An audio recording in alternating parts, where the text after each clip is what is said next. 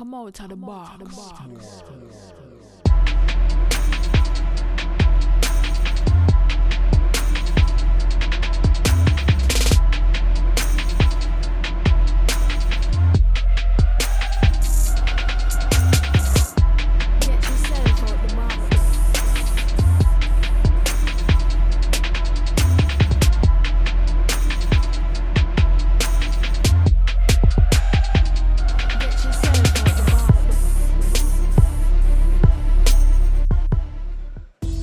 Hello YouTube, cheers, and welcome to the basement. My name is Bruce Lively. I'm D-Boy Slim. The basement is the first daily hip-hop debate show. We take one topic a week and debate a different question about that topic every day. This week, we're touching on the most classic debates in hip-hop history. You know, East Coast versus West Coast, Jay-Z versus Nas, Death Row, Aftermath, you feel me? All of that. We're tackling some of the most heavily contested rivalries in hip-hop history and have fueled some of the most heated debates. Now, we only got 4 days to do it. 3 left. With that being said, let go. Come out to the box, boy. We digging up an old one, with a classic, maybe the most classic battle in hip-hop history. That's Nas and Jay-Z. Me, I'd be lying to you if I told you it was Nas that won that battle. I ain't gonna sit up here and hold y'all. You know, we all know out of any other MC and hip-hop artist that Jay's probably had the best career that you could have. But when they collided on a head-to-head, Nas got the better. Jay was the bully at the time. He was the top dog. You know, couldn't be touched. The Rockefeller Empire. You know, the David and Goliath story. And you know, you mess with Peaceful Nas, who wasn't, you know, entertaining rap beefs and even rapping about street beefs or none of that at the time. And he was provoked, and thinking in hindsight, they brought the best out of Nas, and brought the best back out of Nas. And hip hop, you know, enjoyed the fruits of that. But yeah, you know, hands down, Nas got that. And you know, when we talk about the raps, Queens niggas run you niggas.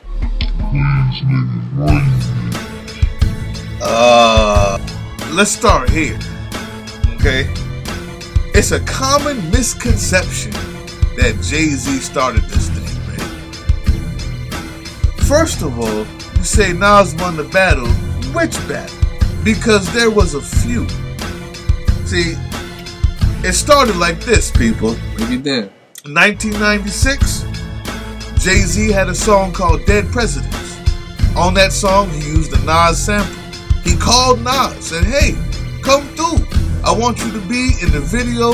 There's a scene in the video where people are playing Monopoly with real money, and we wanted you to be in there. He paid homage to him. What did Nas do? Nothing. Did not show up.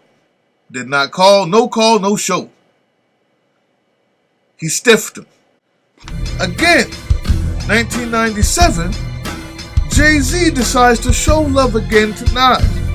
Now, we all know, or maybe you don't, but at this time, we all knew that that Nas and Biggie was fighting for the crown, right? Biggie spoke about it. I believe he killed Nas in his verse on Puffy Victory record. You know what I'm saying? Talking about his daughters, like, I got your family tied up, Destiny in my hand. Destiny is actually Nas' daughter. And they had a little rivalry, but that wasn't Jay. That's something that Nas and Biggie had. Back to 1997, Jay-Z decides to show love to Nas again, without reciprocation. Okay, on Where I'm From. And he describes himself as one of the best, along with Nas and Biggie. He paid him homage. It wasn't a battle. He was actually showing love. He did it again on Rap Game, Crack Game. He showed love again. And Nas's silence was deafening. You don't say nothing. You don't have nothing come back. You act like this guy is beneath you. Honestly, I believe this. That Nas didn't think that Jay-Z was in his category. I think that he figured it was just Big and him and all the other plebeians, you know what I'm saying, got to fight and scratch up the barrel to get out. 1999, without being provoked, Nas says on I Am, Jay-Z was using Biggie's name for fame, and he was disrespectful for doing so. On the I Am joint, check it out. Listen to the music.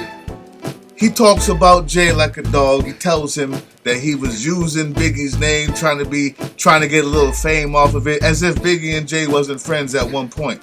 In response, Jay-Z finally comes back with his joint on Memphis Bleak. And I'm going to talk about that and how he won that battle after you tell me about this timeline that I'm wrong on.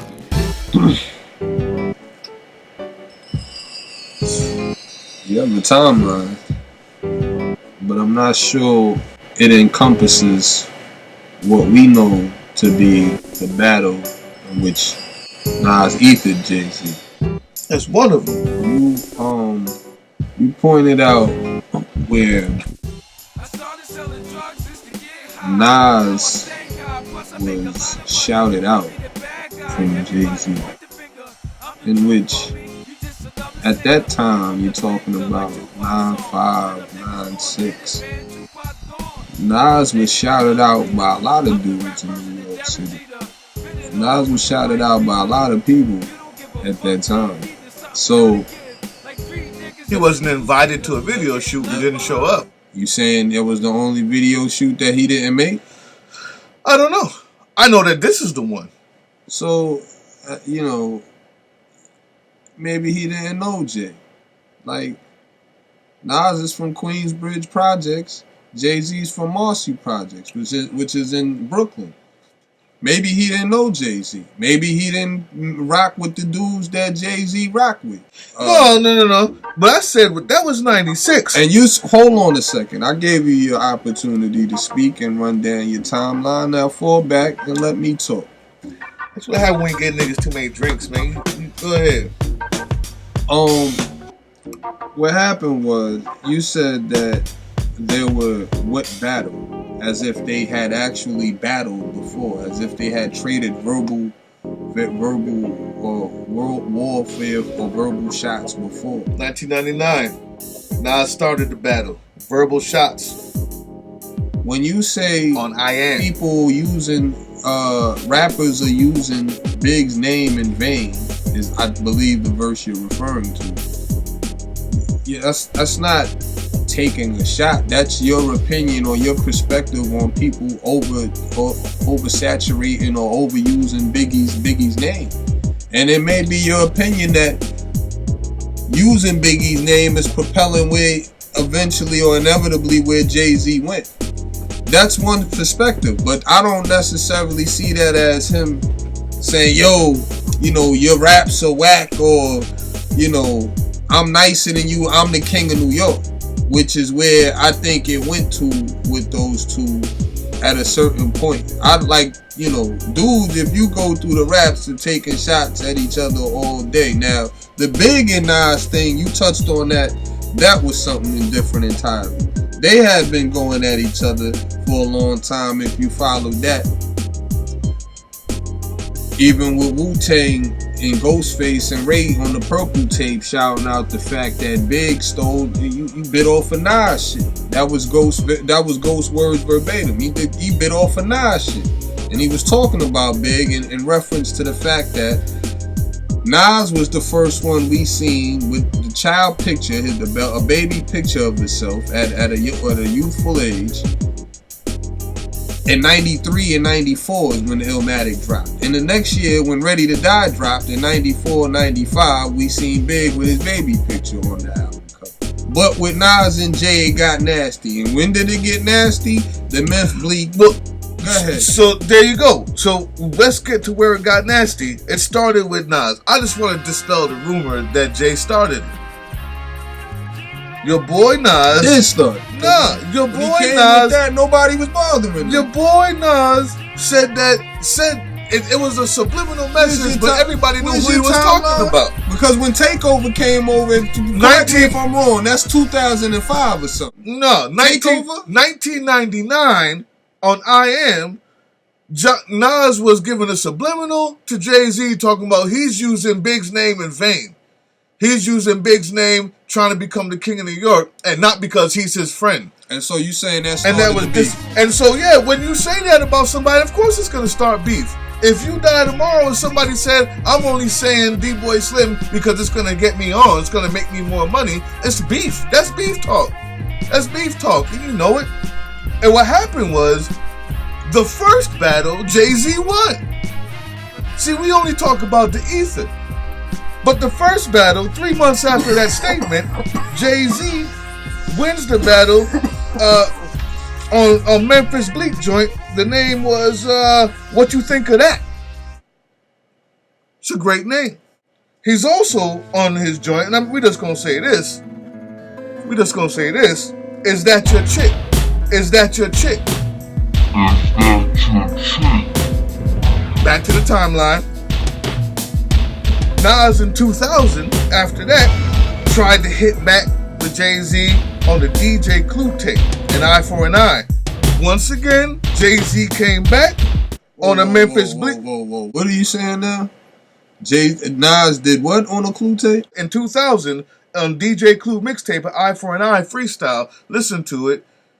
He mentioned the same things about Jay-Z. He mentioned what? Well, number one, he mentioned that Jay-Z's style was the same all the time. But he also mentioned the same things about him using the name for fame and him not being the real king of New York. He mentioned them. 2001, on the bridge 2001, right? I believe that's on QB's Finest. He talked about the whole Rockefeller crew. He said, look at this mogul walking around with his 100 killers around him and this and that. Again, he started the beef, and again, Jay-Z finished it. How? He went on Hot 97 with the whole Rockefeller crew. They picked out Queensbridge beats and smashed every single one of them. He didn't even have to say nothing, but he finished the beef. That's 2 battles that he won. Everybody wants to talk about Ether because that's the time Nas finally won. But the battles from 99 to 2001 is 2 battles that Jay-Z already won. Nobody considered those a battle. Nobody considered those a battle. If you taking subliminal shots, you're not, that happens. But nobody's considered you battling. Wayne and Pusha T have had subliminal shots throughout their career. You can't, necessarily say they battle. When Jay-Z came out with the Takeover and Nas responded with the Ether, that officially made it a battle. So what you're talking about is the subliminal shots that were taken in the battle. There's a difference. There's a diss song and there's a subliminal shot. You write a whole song about a man and use the man's name and talk about the man's daughter and wife. You're making a diss song. You're going at somebody. You're battling. If you take a subliminal shot and say, yo, this rapper or rappers be in the video, this and that, then you might have took a dart and whatever. The Takeover was in response to Nas's 2001 Paid in Full freestyle. When Nas came back with Ether, he won that battle. And even then, after I already said that Jay-Z won 2 battles before that, you don't consider it a battle. He started the battle and he lost. He didn't start the battle. I just showed you how he didn't start the battle. Started the beef and then he lost. Nah, but Meek Mill's, he started with a singing dude thinking that he was weak. What happened was Nas started That's the same mistake Jay made. Nah, I just showed you how Jay tried to reach out to Nas was being peaceful, chilling. That's the mistake everybody makes. When we finally do get to Ether, and Nas finally does win one, let's not be mistaken. Like Nas is one of the greatest of all time. So I don't want to hear your comments. You have to actually be battling to win. If you haven't battled, those were battles. You threw a dart at somebody, or somebody threw it. That wasn't a battle. That's not a battle. Okay, so when he finally won that battle, Jay-Z won the war. How about that? When he finally did win the battle with Ether, one of the greatest hip-hop songs I've ever heard in my lifetime, Jay-Z won the war. Because immediately after that, he became the president of Def Jam, and he signed Nas under him. So you talking about business? Just to show, well, we're talking about everything. Yeah, we're talking about the artist who happens to be a businessman who won the war. He's a better businessman. You kind of in the battle though, Nas cooked him. Let that be understood. Nas cooked him in the battle though. In that battle, we're gonna talk about this one little battle. Yeah, he won that battle, but Jay-Z won the war.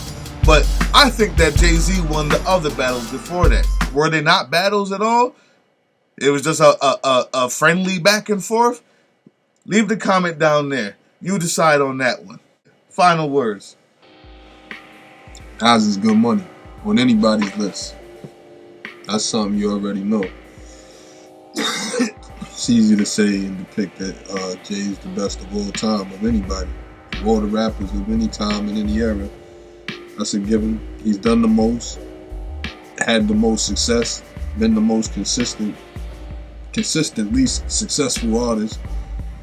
It's nothing more to say. Transformed it into an empire, clothes, fashion, sports, the whole bowl of wax. So nothing more to say about Jay. We already know where Jay took it, but the fact of the matter is, and with all of that, you still say Nas is right behind him. And why? Because Nas is still probably, if not the nicest dude you heard on the mic. You know, and that's going back to dudes of Rakim, Big Daddy Kane, KRS-One. They all tell you the same. Nas is that dude. So Jay did his thing, but when they, like I said, it's always a thing. You say, well, Muhammad Ali, George Foreman, this and that. But when they collided, when they actually bumped heads, Nas got the one up on him. But that's not the only battle that he had with Nas. That's what I wanted y'all to remember. Go back to these dates. Go back to everything we're talking about. Check it out for yourself. Anything else? Any shout outs? No. No shout outs today. You know why? Because you're not leaving comments. Leave us some comments. We want you to be a part of this thing, man. Have some fun. Leave some comments. Give us somebody to shout out. Tell us what you want. Okay? Don't forget, we selling all the beats that you hear on opinionrecords.webs.com. opinionrecords.webs.com.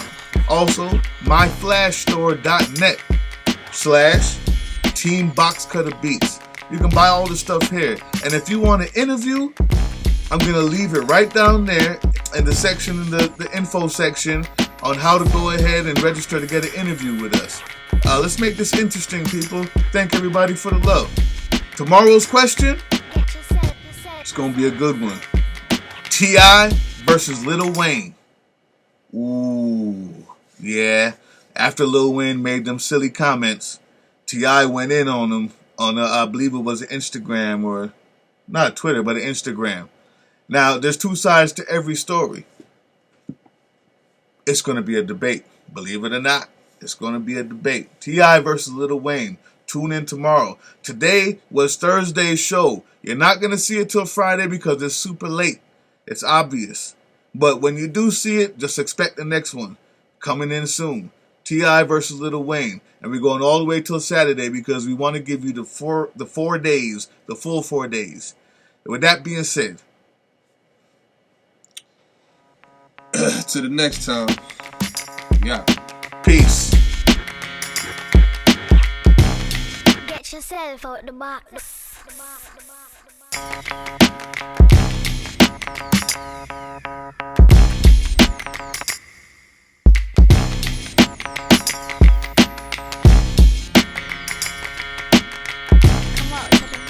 boy.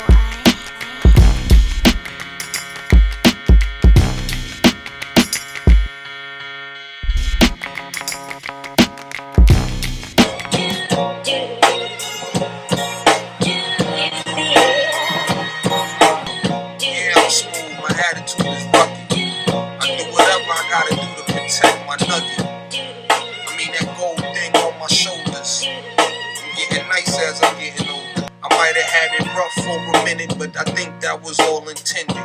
by the most high. I'm the most fly, you can't tell I'm on fly. Flizz eyes, still rock the fucking felines, that's retro. I've been good from the get-go. Y'all niggas gassed up,